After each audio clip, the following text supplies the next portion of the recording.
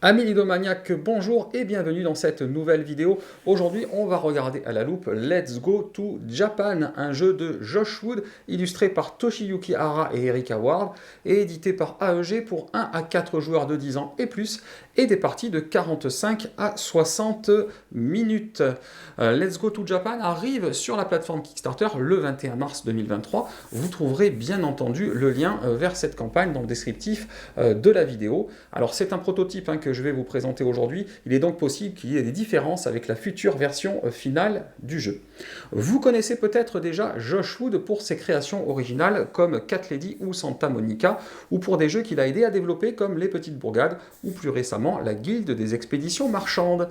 L'histoire de la création de ce jeu est pour le moins atypique puisque l'auteur avait préparé et économisé pour un voyage au Japon pendant 3 ans, et au moment où tout était prêt et réservé, la pandémie de Covid est arrivée. Ayant alors ses notes et toute sa préparation sous les yeux et beaucoup de temps libre puisque confiné, l'idée du jeu a germé petit à petit. Le choix des lieux à visiter et des activités à réaliser a été validé par de nombreux contacts vivant au Japon et les illustrations ont également été réalisées sur place devant chaque lieu ou chaque plat représenté. Le but du jeu est de planifier votre propre voyage au Japon. Let's Go to Japan est un jeu de draft et de construction de tableaux dans l'optique d'obtenir le moteur le plus efficace possible, sachant que ce moteur ne va être utilisé qu'une seule fois durant la partie. Alors tout cela ne vous paraît pas encore très clair, je vais donc vous expliquer de quoi il retourne et vous comprendrez mieux de quoi je vous parle. Allez, suivez-moi. Chaque joueur va recevoir un plateau personnel et un jeton humeur à sa couleur à placer au centre de la piste correspondante. Placez également un jeton stress et un jeton bonheur au début de leur piste respective. Vous avez 5 jetons expérience à positionner sur la case 0 de la piste expérience. Le rouge correspond au temple et sanctuaire, le vert à la nourriture et aux boissons, le rose à la nature et au jardin, le jaune aux achats et aux biens, et enfin le bleu aux expériences uniques. Un joueur choisit au hasard l'emplacement des 6 jetons conditions favorables à placer à gauche de chaque jour de la semaine, puis tous les autres joueurs recopient ce placement. Chaque joueur commencera la partie avec un jeton train de départ. Au centre de la table, placez la piste compte-tour avec son marqueur sur la case la plus à gauche. Mélangez les 64 cartes d'activité de la ville de Tokyo pour en former une pile face cachée. Faites de même avec les 64 cartes de la ville de Kyoto. Laissez une place au centre pour la défausse.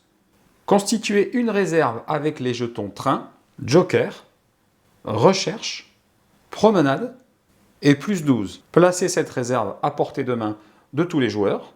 Vous êtes prêts à voyager au Japon. La partie va se jouer en 13 tours qui sont indiqués ici sur cette piste, pendant lesquels vous allez piocher des cartes activités dans les 2 villes de Tokyo et Kyoto et les placer stratégiquement dans les différents jours qui composent votre itinéraire de voyage le long d'une semaine. Un tour final vous permettra de réaliser le voyage que vous avez planifié en activant chacune des cartes activités jouées dans l'ordre du lundi au samedi. Il restera alors à compter les points pour connaître le vainqueur.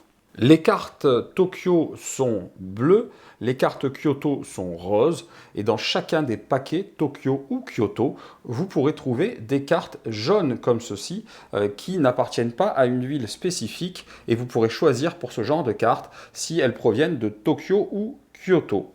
Dans tous les cas, il y a 3 parties dans chaque carte. La partie haute qui est ici au-dessus du nom de la carte et qui représente des jetons d'expérience, des points de victoire et des marqueurs d'humeur positifs en vert ou négatifs ici en rouge.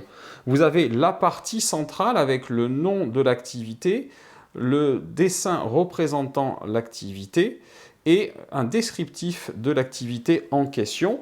Et enfin, vous avez la partie basse en dessous de ce descriptif ici, qui représente le meilleur moment de la journée, avec sur la partie gauche un prérequis et sur la partie droite une récompense si vous avez bien respecté ce prérequis. La première phase du tour consiste à piocher des cartes. Elle se joue simultanément pour l'ensemble des joueurs et en fonction de l'emplacement du marqueur sur la piste contour.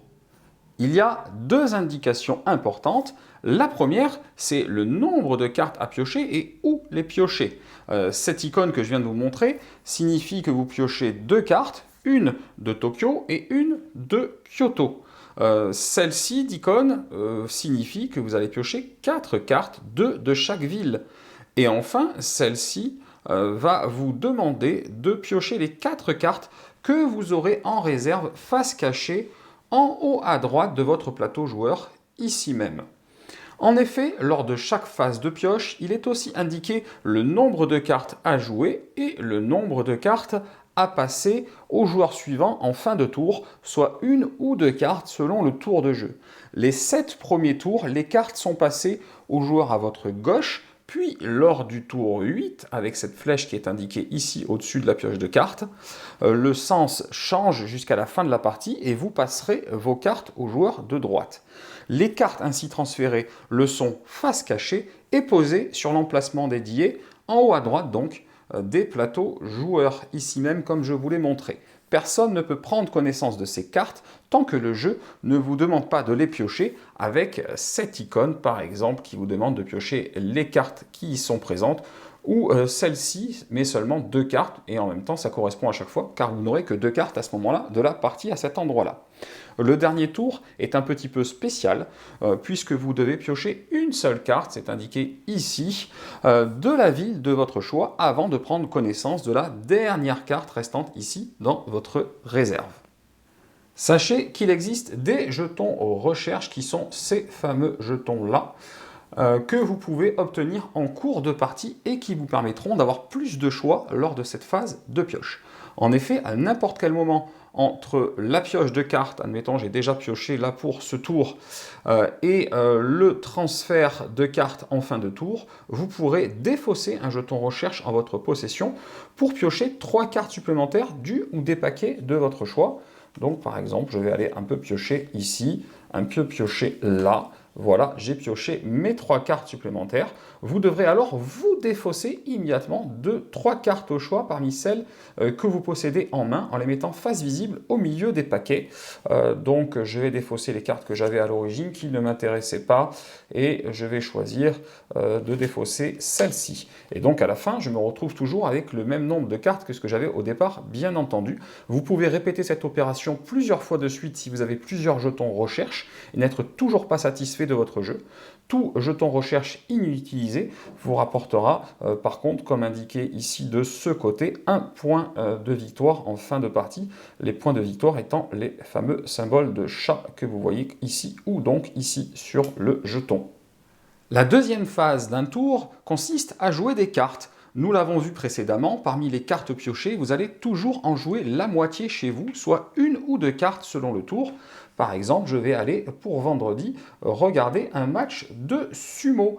Vous trouverez des icônes d'expérience sur la partie haute des cartes, comme ici, cette icône-là qui est représentée, qui indique de combien de cases vous allez avancer ces jetons sur la piste expérience, à raison d'une case par icône représentée. Vous pourrez aussi y trouver des icônes d'humeur, comme celui-ci, qui vous feront avancer ou reculer d'une case par icône toujours, selon leur couleur, sur la piste correspondante, ici, la piste d'humeur. Et enfin, vous trouverez un nombre de points de victoire indiqué ici. Tous ces éléments ne seront pris en compte qu'après le 13e tour, lors du tour final où vous réalisez votre voyage. En aucun cas, vous ne devez bouger ces marqueurs quand vous posez la carte.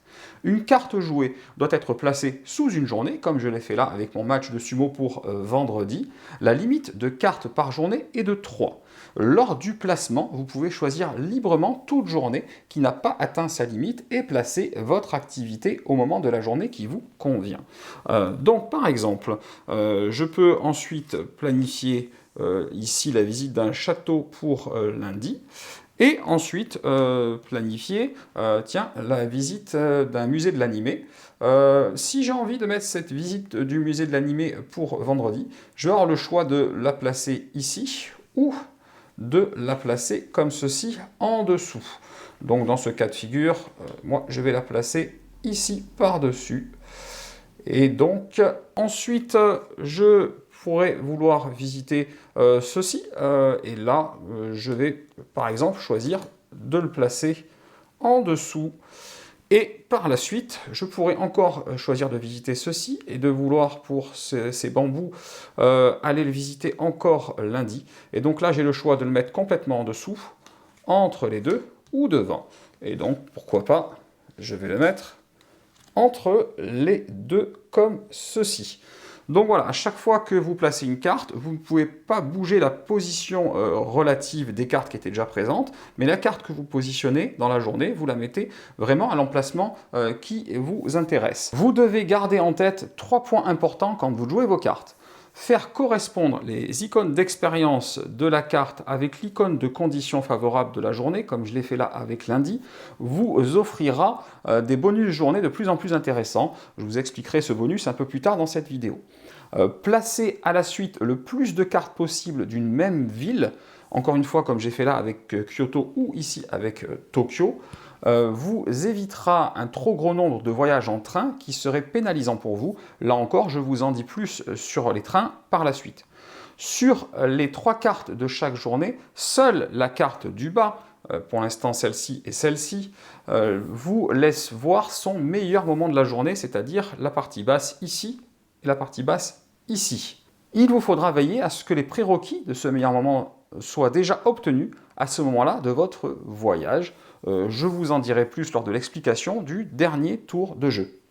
Je vous ai parlé des jetons recherche qui peuvent vous permettre d'avoir des options supplémentaires au moment de jouer vos cartes. Il existe aussi la possibilité de partir en promenade.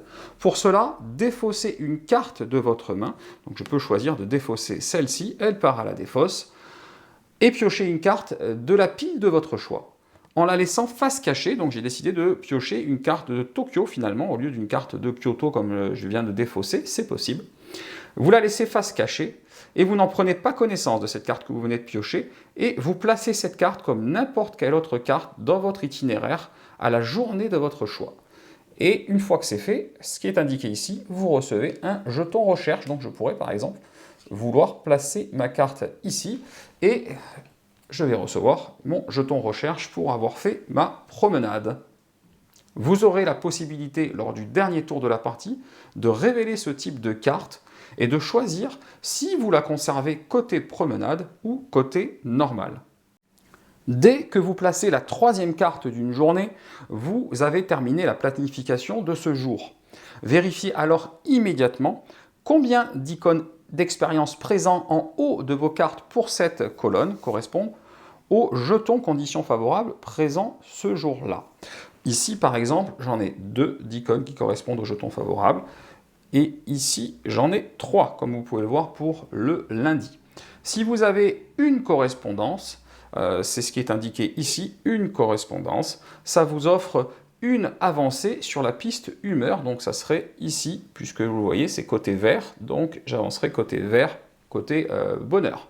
Si vous avez 2 icônes, comme c'était le cas moi pour mon vendredi ici, ça vous laisse choisir entre obtenir 2 jetons recherche ou un jeton joker, hein, c'est ce qui est indiqué encore une fois ici, qui vous servira, ce jeton joker, lors du dernier tour de la partie.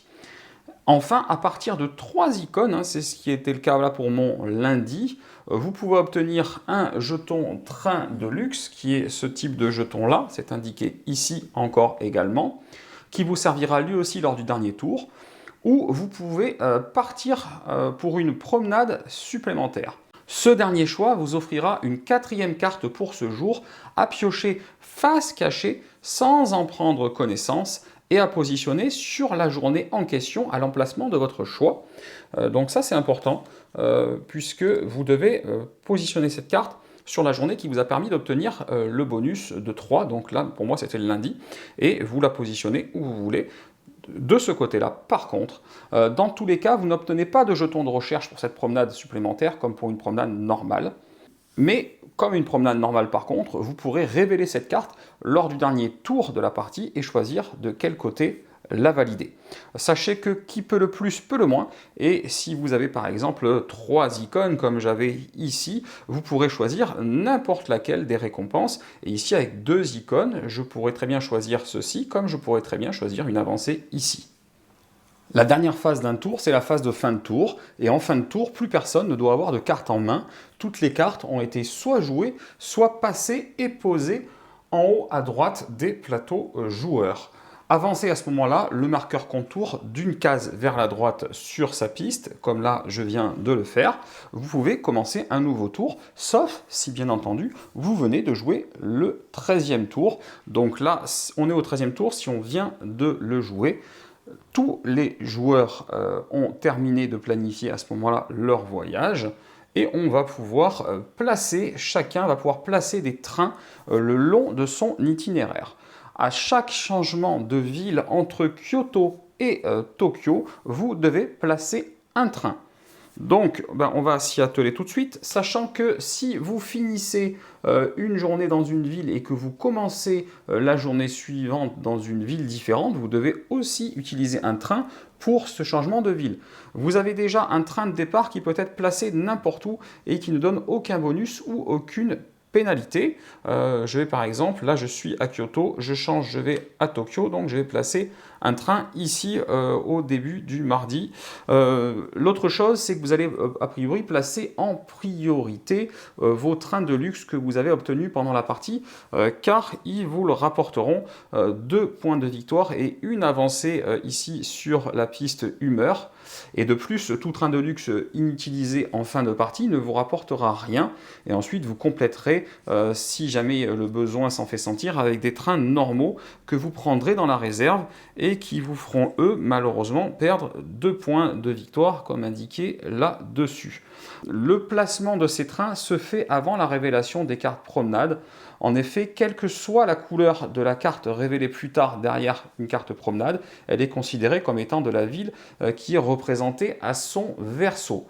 Alors, on va donc placer les trains. Donc ici, c'est pareil, j'ai de nouveau un changement de ville. Ici, j'ai un autre changement de ville. Ici, j'ai encore un changement de ville et ici, j'ai encore un changement de ville.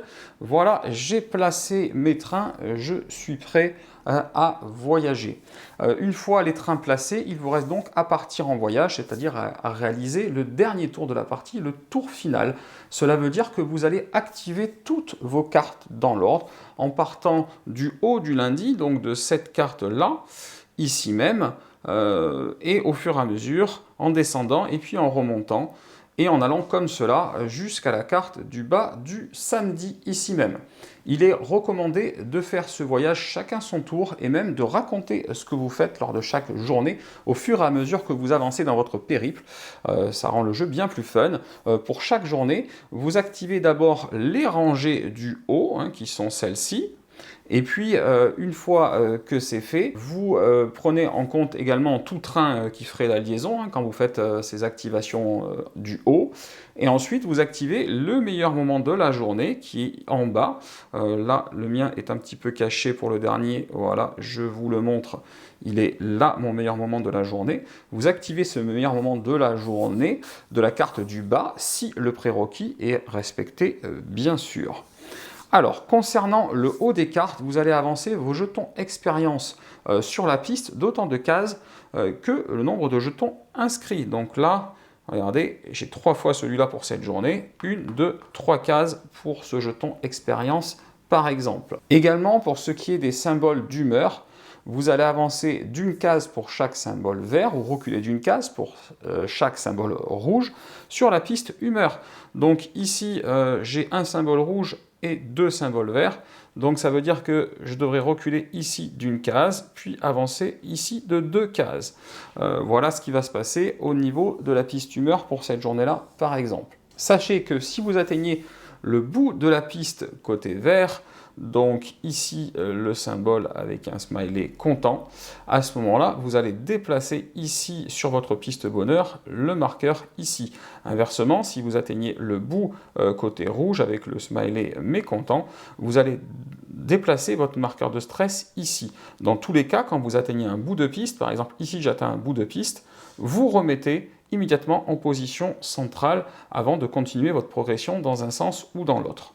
Notez que dans cette progression de piste, seule la couleur des symboles humeur a de l'importance, soit vert ou rouge, mais pas l'intérieur des symboles, car vous voyez, il y a des symboles différents à l'intérieur. Ces symboles différents, eux, n'auront d'importance que pour ce genre de choses. Ici, quand mon meilleur moment de la journée me demande 2 symboles avec cet éclair, je ne peux pas compter celui-là avec un yen à l'intérieur. Et regardez, par contre, j'en ai bien là 2 avec des éclairs, donc tout va bien. Si je n'avais pas eu les 2 avec des éclairs, je n'aurais pas validé ce que j'avais à faire.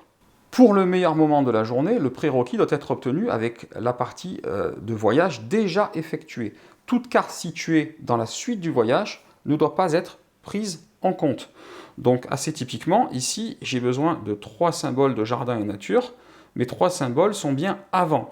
Si malheureusement, pour moi, je dis une bêtise, on avait été comme ceci, on arrive ici, je n'ai pas mes 3 symboles dans la partie avant, même si j'ai d'autres symboles par la suite, ça ne compte pas, c'est seulement ce qui précède qui compte, et de la même manière, si j'avais été comme ceci, pour ici, on regarde, j'ai besoin de 2 symboles comme ça, j'en ai un ici, j'en ai un ici, sauf que celui-là, quand j'arrive là, je ne l'ai pas encore atteint. Là, je suis en train de jouer mon mardi, donc au niveau de mardi, j'en ai qu'un seul de symbole correspondant, donc cela n'est pas validé. Donc voilà, c'est vraiment important de comprendre ce concept. Ce sont seulement les symboles qui précèdent le meilleur moment de la journée que vous essayez de valider qui compte. Il en est de même pour les récompenses qui vous donnent des points en fonction de l'avancée de certains marqueurs. Par exemple, là, j'ai 3 points plus 1 point par marqueur rose, nature et jardin. Donc je vais compter 1, 2, 3, 4, 5 quand j'arriverai là. Je n'ai pas encore validé ici, mais normalement je serai à 5 là. Voilà, donc si je valide par exemple ici, ça va faire 2 comme ça, ça va faire également 2 comme ça, et une avancée là-haut par exemple, ce qui aurait dû d'ailleurs être ma 3e, et ce qui m'aurait remis ça au milieu et m'aurait permis d'avancer de 1 ici. Donc quand j'arrive là, il me dit 1 par jeton d'expérience de cette couleur-là, j'ai 5 points de plus, même si derrière j'en ai un autre qui va arriver, il ne compte pas pour le moment, bien entendu. Et c'est lors de la résolution des différentes cartes que vous pourrez jouer vos jetons de joker obtenus en cours de partie. Tout jeton joker joué donc, et défaussé, allez hop, je le défausse, vous permet d'avancer d'une case le jeton expérience de votre choix. Par exemple, je peux vouloir encore avancer celui-ci, et si je le fais avant la résolution de celui-ci, je vais gagner 1 point de plus. Ou si, tout comme dans mon exemple tout à l'heure, j'avais enlevé comme ça une carte, j'en avais que 3 et il me manquait 1 pour finir ici, j'aurais pu utiliser un jeton de joker juste avant pour avancer mon marqueur et donc être à 3 sur la piste et donc pouvoir valider ceci, car c'est votre avancée sur la piste qui compte pour ce genre de résolution. Il me reste à vous parler des promenades. Pour chaque carte promenade sur laquelle vous arrivez, vous la retournez et choisissez après en avoir pris connaissance si vous la conservez sur son recto comme les autres cartes ou sur son verso comme placé au départ. Donc là normalement on aurait dû déjà regarder ce qu'il en était. Et donc j'aurais regardé, j'avais le choix entre prendre 4 points ici, plus un symbole ici d'achat, ou prendre seulement 1 point, mais conserver ces symboles-là. Alors évidemment, si je veux réaliser ça, il vaut mieux que je conserve. Dans tous les cas, si j'avais choisi de la jouer de ce côté, j'aurais immédiatement pris un jeton promenade que j'aurais placé dessus, car cette carte venait d'une promenade au départ, et que certains prérequis de meilleur moment de la journée nécessitent des jetons promenade. Donc si je la joue dans ce sens, je rajoute ici ce jeton. Il en sera de même pour ici, Quand j'arriverai là, je devrais retourner. Et là, vous voyez, par exemple, je tombe sur une carte jaune. Alors, cette carte jaune, théoriquement, on peut choisir si c'est Tokyo ou Kyoto. Sauf que ce n'est pas le cas quand ça vient d'une promenade. Quand ça vient d'une promenade, si je décide de garder la carte retournée, déjà, je rajoute évidemment le jeton. Mais surtout, elle restera du type qu'elle était au départ, version promenade. Donc là, ça restera Tokyo, quoi qu'il arrive. On a déjà placé les trains en fonction des changements de ville. Donc, il n'y aura pas de changement de ville possible à ce moment-là. Si la carte promenade est placée en dernière carte de la journée sur son côté promenade, si donc on est comme ça, le meilleur moment de la journée est scoré automatiquement, c'est juste 2 points comme indiqué ici. Pour la fin de partie et le score final donc, vous allez évidemment faire appel à ce magnifique bloc et vous allez penser à inscrire le score de chaque journée au fur et à mesure sur le bloc de score. Une fois les 6 journées inscrites, donc de lundi à samedi, en ayant fait la résolution comme je viens de vous l'expliquer, vous allez aussi faire la différence ici au niveau de l'humeur entre la piste stress et la piste bonheur. Ici, par exemple, j'ai 0 et j'ai 5, donc je serai à 5, mais j'aurais pu être beaucoup plus loin, j'aurais pu être à 12 et moins 3, par exemple, donc j'aurais marqué 9 ici pour la différence. Enfin, vous allez regarder la position des 5 jetons d'expérience sur la piste d'expérience. Donc là, évidemment, on est pour le coup... voilà, je mets un peu des jetons au hasard puisque je n'ai pas fait la résolution. Ce sont des paliers, donc ces jetons-là n'ont pas atteint la case 4, ils marquent 0. Tous ceux qui ont atteint la case 4 marquent 4. À partir de la case 8, on marque 8, donc là j'aurai 4, 4 et 8 par exemple. Je pourrais vouloir dépenser un jeton de joker pour avancer lui par exemple sur la fin de partie, pour qu'il me score 4 points lui aussi. Donc je vais additionner, là j'aurai par exemple 4, 4, 4 et 8 à mettre ici, à additionner ici. Enfin, on va regarder pour les trains. Ici, moi, les trains, on avait du plus 2, moins 2, pour le coup, ça serait 0. Mais vous pouvez être positif ou négatif au niveau des trains. Et ensuite, vous allez regarder ce qu'il vous reste en jeton recherche. Là, s'il me reste un jeton recherche, il vaut 1 point, je me rajoute 1 point. On va faire ce calcul-là pour l'ensemble des joueurs. Et on va regarder, bien évidemment, qui a le plus de points de victoire. Sachez que si vous avez un jeton d'expérience qui atteint la dernière case, il peut revenir sur la première case. À ce moment-là, vous lui mettez un plus 12 en dessous et vous le faites revenir au début et il continue d'avancer. Ce jeton-là ne scorera pas plus de points, même si vous le faites avancer encore de nouveau jusqu'à la case 4. Le maximum de points pour chaque jeton d'expérience est de 15 points sur la case 12. Dans tous les cas, le fait de continuer d'avancer peut servir à départager les égalités en fin de partie, mais c'est absolument tout. Le joueur avec le plus de points, donc, l'emporte. Et en cas d'égalité, c'est justement ça, si vous souhaitez départager les joueurs en tête, c'est celui qui a le plus avancé ces fameux 5 jetons d'expérience. Ce sera le nombre de cases avancées par ces jetons d'expérience. Celui qui aura le plus avancé gagnera la partie. Il existe une petite extension passeport composée de 18 cartes. Au début de la partie, distribuez secrètement 2 cartes passeport à chaque joueur. Chacun en choisit une à conserver et une à défausser. Une fois que tout le monde a choisi, on révèle simultanément les cartes conservées. Certaines cartes vous donneront des bonus immédiats, d'autres vous donneront la possibilité de marquer des points supplémentaires en fin de partie. Et enfin, certaines vous donneront des capacités utiles en cours de partie. Vous l'avez compris, cela va potentiellement donner encore plus de rejouabilité à un jeu qui n'en manque déjà pas. Dernière bonne nouvelle, le jeu se joue également en solo. Pour ce faire, mettez le jeu en place comme pour une partie de 2 joueurs. Vous jouez face à l'agent de voyage. Celui-ci démarre avec tous ses jetons d'expérience sur la case 2 de leur piste. Quand vous devez passer des cartes à l'agent de voyage, vous les posez directement dans son itinéraire en commençant en haut à gauche, donc sur lundi, et puis en continuant de haut en bas et de gauche à droite. Donc ça va donner ça, et puis au fur et à mesure, vous allez continuer de rajouter des cartes et de les poser comme ceci le long de son itinéraire. À chaque fois que vous devez passer une carte à la place, vous la posez. Pour chaque carte que vous posez chez l'agent de voyage, vous piochez une carte de la ville correspondante sans la regarder et vous la placez en haut à droite de votre propre plateau pour simuler les cartes que lui, il aurait dû vous passer. Si la carte posée est jaune, vous choisissez ou piochez entre Tokyo et Kyoto pour la carte que vous allez poser ici. L'agent de voyage n'obtient jamais aucun bonus journée, donc là il a terminé cette journée, peu importe qu'il avait un symbole, il n'avancera pas ici, il n'obtient aucun bonus journée. En fin de partie, vous calculez votre propre score normalement. L'agent de voyage, lui, ne tient pas compte des prérequis de ses meilleurs moments de la journée. Donc là, admettons qu'on soit déjà à la carte 3, c'est pas le cas, mais on va faire comme si, et que ce prérequis-là ne soit pas rempli, puisqu'il n'y en avait qu'un sur les cartes précédentes, c'est pas grave, on n'en tient pas compte, il va, de par le fait, de toute façon, gagner des points et gagner ce qui est représenté à côté, si c'est le cas comme ici. Et donc, s'il obtient un jeton joker de cette manière, ce qui serait le cas sur cette carte-là, il utilise immédiatement pour avancer son jeton expérience qui est déjà le plus avancé dans ce cas de figure. Ça aurait été le jaune, puisque 1, 2, 3, le jaune aurait déjà été 1, 2, 3 ici et celui-là là. Donc avec ce jeton de joker, en plus il avait encore une avancée là pour le jaune avant même de commencer. Avec ce jeton de joker, il aurait immédiatement défaussé et avancé d'un de plus, le plus avancé. Donc ça aurait été ici le jeton d'expérience d'achat. En cas d'égalité entre plusieurs jetons plus avancés, c'est vous qui choisissez lequel avance. Également, il n'utilise aucun train pour ces changements de ville. Donc là, il n'y aurait pas eu de train entre ici et là, par exemple. Et par la suite, aucun train.